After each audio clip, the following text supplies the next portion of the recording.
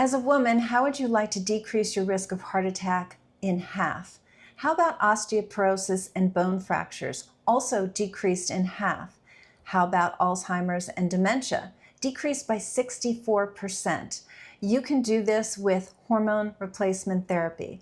Now, back in 2002, literally our doctors scared the pants off us, telling us we had to stop our hormone replacement therapy because it was increasing our risk of breast cancer. And women couldn't throw it out fast enough, and who blamed them?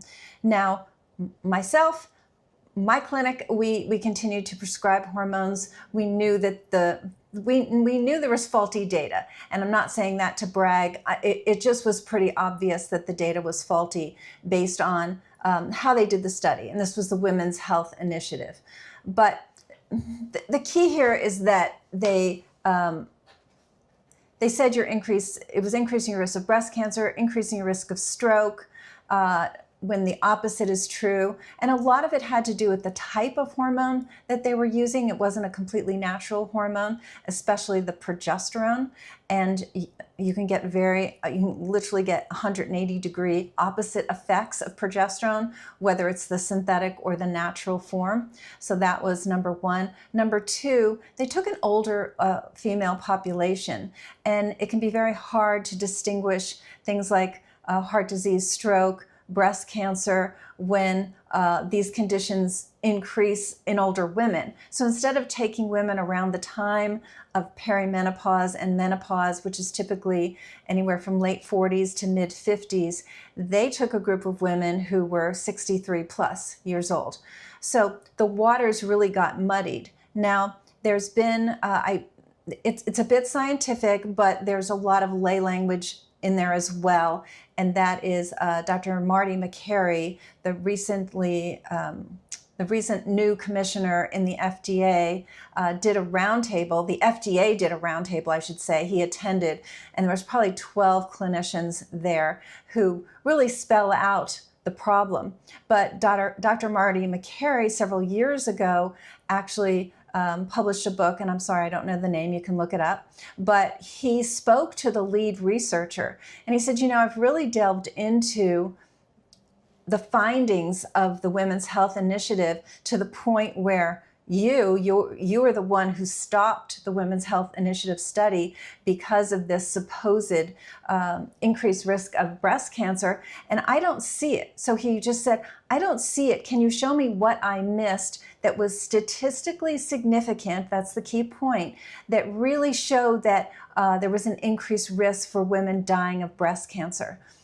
And the researcher admitted that it was not statistically significant, and he used the excuse that the media kind of ran away with the findings. Well, what stopped you from stopping the media? Meaning, what stopped you from saying, excuse me, time out, I'm the researcher who said to stop this because of statistically significant findings, supposedly, but the media blew that out of proportion. It was not statistically significant. And he just never did that.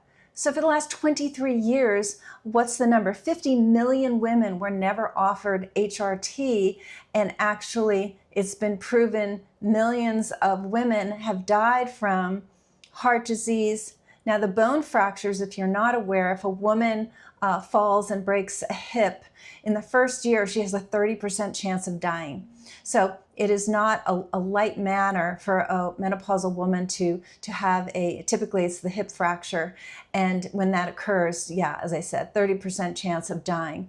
And then dementia, of course, is also taking lives. And dementia is increasing every single year. And why is it that dementia is so much more common in women? It is because of the lack of estrogen. If you're going to sort of make a corollary with sex hormones, the testosterone in men and the estrogen in women are the anabolic steroids, the hormones that are very powerful for anabolic means growth, meaning maintaining bone and muscle and all of that. So men hold on to their testosterone typically quite well. Women, on the other hand, we really see a decline. So that is the association of why women tend to get osteoporosis so much sooner, because their estrogen is on the decline. So what else did I want to tell you? I think that was mostly it. Now I'm going to do some more videos. I'd like to know what your interest level is on this, frankly, but so many women are absolutely terrified of hormone replacement therapy because they know that it's gonna cause them breast cancer and stroke. And there's absolutely no scientific evidence to that. The other thing that came up in this roundtable was that a lot of the things like a vaginal cream, a vaginal estrogen cream, which by the way just stays in the vaginal cavity. It does not go systemic, meaning it does not travel to any other part of your body.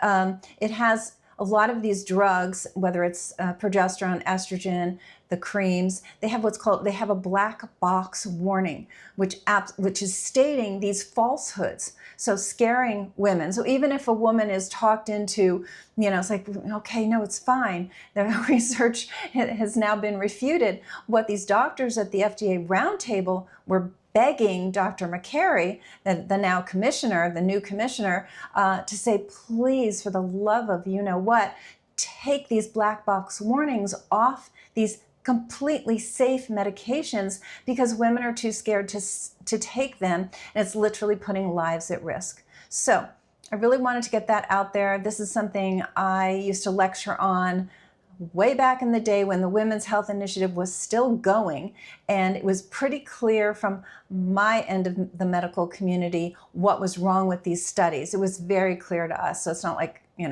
we're the most brilliant people in the world, but it was just very obvious that this was based on a lot of bad data. And sure enough, 23 years later, it's finally coming out. But, I've talked to a few clinicians. This only came out 4 days ago. I'm taping this July 21st, 2025. So it's only been 4 days that this has been out. But I've spoken to a few clinicians just in the last few days who hadn't heard about it. So you go to your gynecologist as a woman, talk to your primary care practitioner.